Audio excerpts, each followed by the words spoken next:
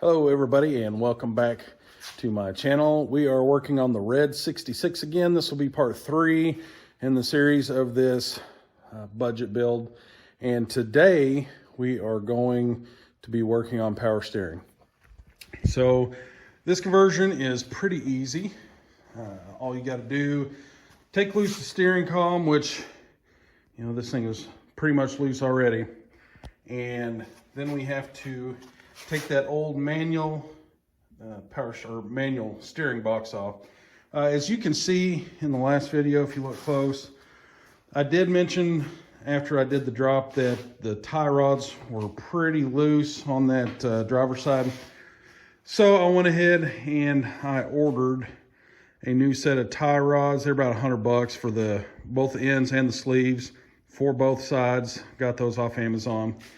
So I got those all installed, got all the ball joints and everything for the tie rods all greased up. So today, like I said, we're going to be taking that old steering box off, and I will be using the CPP kit, and I will go over that here in just a minute. I'll go ahead and get this off and then we can get started. Okay, so I got the manual steering box off. There are only 3 bolts. They are 3/4 inch head bolts on those bolts. So there's 3 bolts you got to take out. This one, this one, this one. That will allow the steering box to come off. Now, one thing to note is that there is another bolt hole right there. So that is for this bumper bracket. You do have to take that off because you do have to notch that bracket a little bit to clear the new power steering box. So I've got everything unboxed over here. This is the CPP kit, and I will put the link in the description for this kit that I got. I got it off of eBay, and I believe it was around $375. Now, that being said, the steering box, it is just a square body steering box. You could get this if you had a parts truck, you know, somebody who has parts, you could just get that and save yourself a lot of money, because that is the bulk of the price of this kit. So this is their bracket and bolt kit. This basically spaces the square body steering box out so it lines up with the steering shaft. So we'll have to drill holes for that.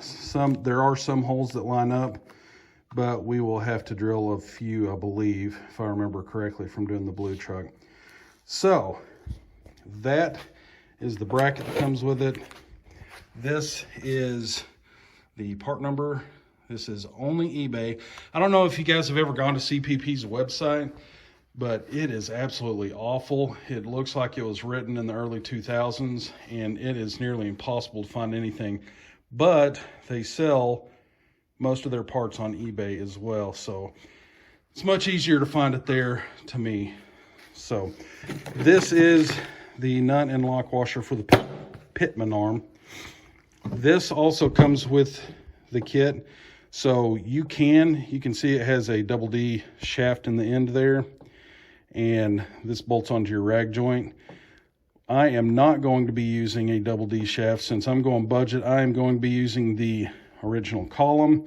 So I will cut that off right there, and I'll cut the rag joint and cut the steering shaft link on the old steering column. Then that will be cut off, and the old steering shaft will slip in there, and then we will weld it up. The rag joint does not come with a kit. I actually got this on Amazon warehouse deals. If you are budget minded, sometimes when you look on Amazon for parts, you can look down under the used section under the price, and you can go to, they'll have things listed on warehouse deals. So I picked this up on warehouse deals for half the price of a new one. I think the new one was $55 for a rag joint, which seems a little excessive to me. Anyway, this one was on Amazon warehouse deals, and it was $25. It showed up It's brand new and the packaging was ripped. So you will need one of those unless you're like on the blue truck. I went with U-joints and a double D shaft, but I did use an aftermarket column with that as well. So I kind of had to build my own shaft for that.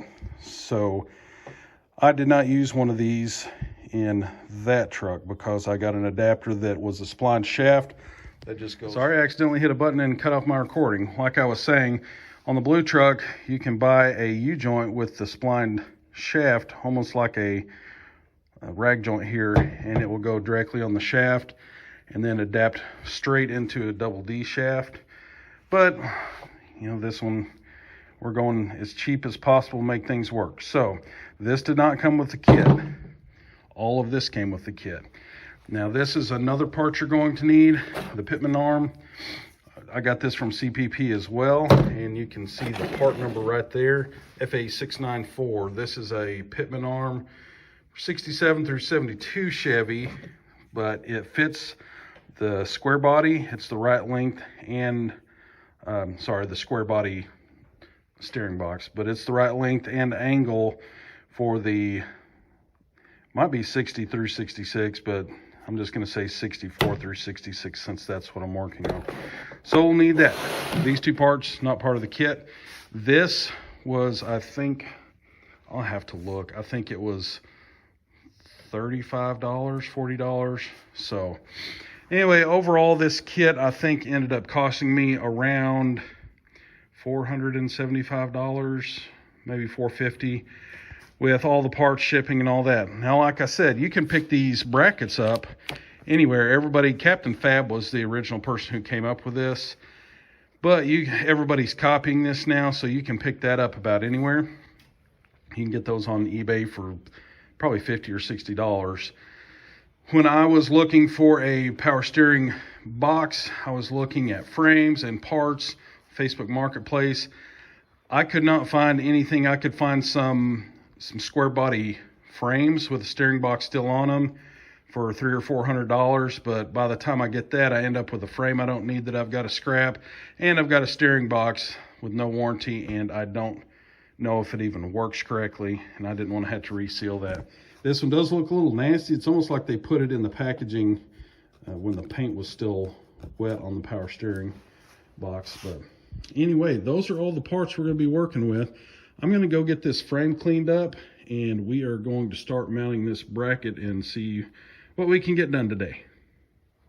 Okay, I'm back. I got the frame all cleaned off where this power steering box is going to mount, and I figured I would show you how this bracket lines up. We do have to drill some holes.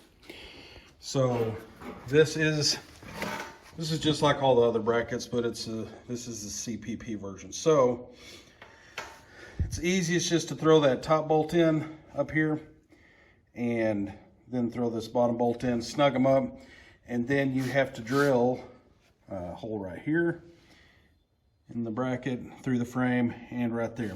Now, if you look on the back side of the frame, there is another plate that goes in there, and that just kind of firms everything up and gives it some support on the back side. So what we're going to do now, we got that on. We'll go ahead and drill out those holes, make sure the bolts run through there all right.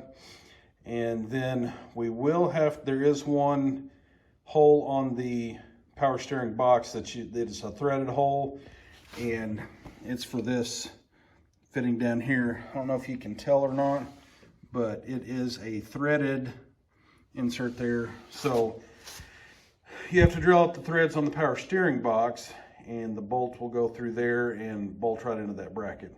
So we'll drill those out, get this frame all ready, and then we'll move on to the next step of mounting that up. All right, that's all cleaned up. All the holes that we need are drilled out. Now, looking at the parts list here, obviously those are the brackets. You're going to have 5 bolts. 3 of them are going to be the same length.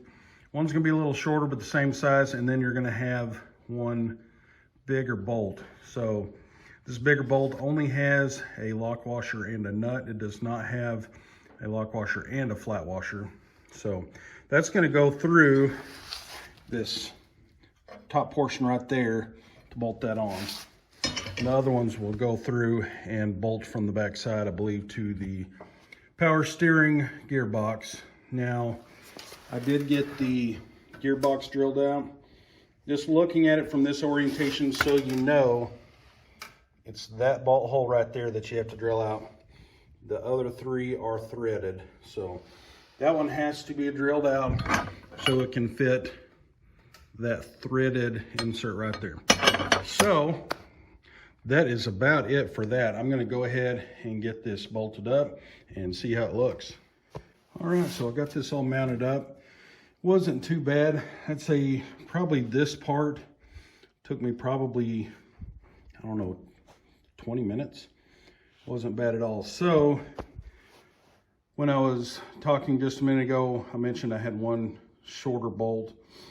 Now that one's the one that goes in, kind of hard to see, but it's this bottom bolt there. That's for the hole we drilled out in that power steering box. Now, I will say this CPP kit does not come with any directions.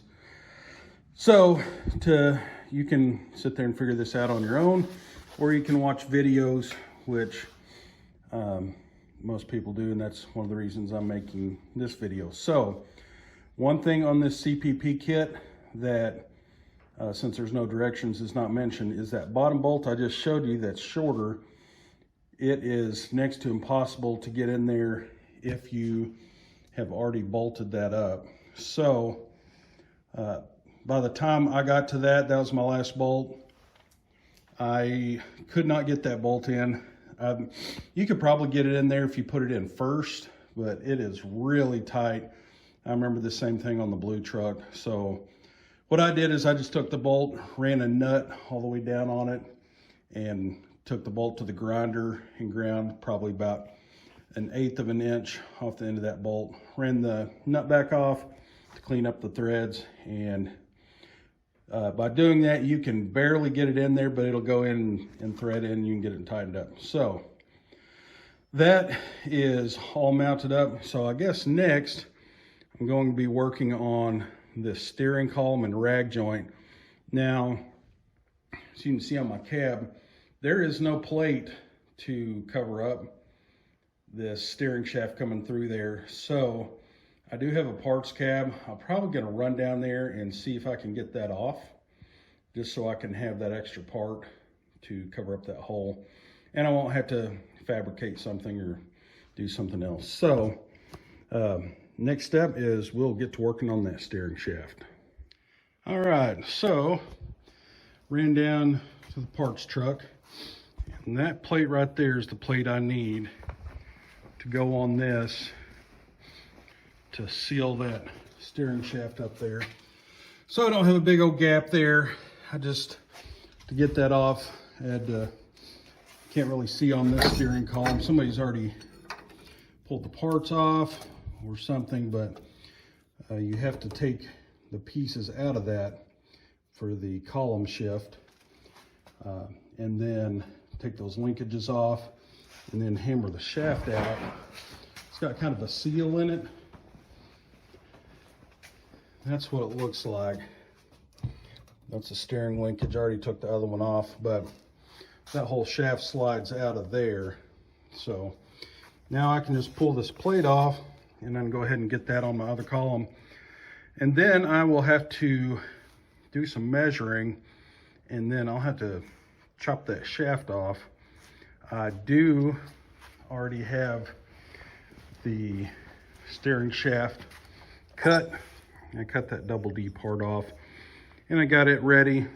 So got the rag joint on so we can go in and put that on there and fit it up, cut that shaft the length we need, and then we'll weld it up.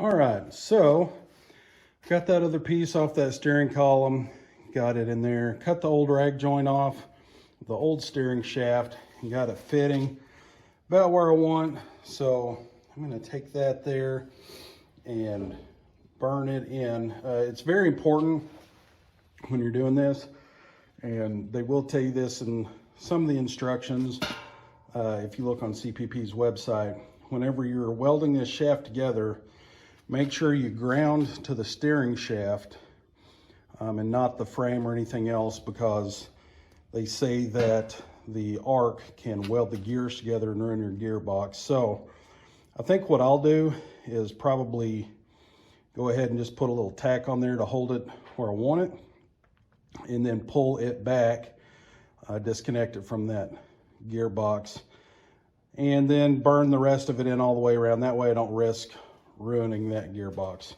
So I'm going to get the welder set up and we'll go ahead and burn that in.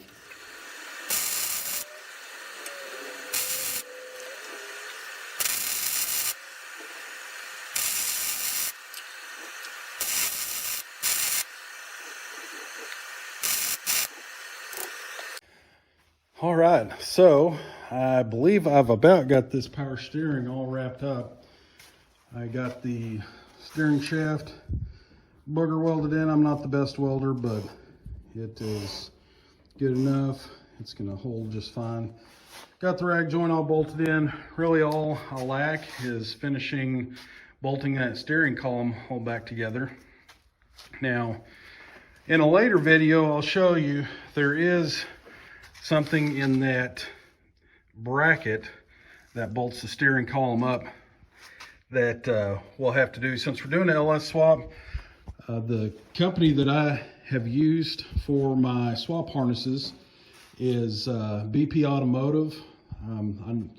Like I said, this is a budget build, but there are some things that you probably shouldn't skimp on. You can get by with eBay harnesses, but I've heard horror stories over them. So I really like the BP harness, but they sell a switch that bolts right into that bracket where your brake light switch goes, and it's kind of like a dual switch, and it functions as a brake light switch and a torque converter lockup switch, all in the same switch. So it'll, as soon as you hit your brakes, it'll tell your converter to unlock, and it plugs right into their harness. So we'll be using that. I'm probably going to go ahead and put that switch in while I have that bracket off. But anyway, that is going to be the end of this video for the power steering conversion.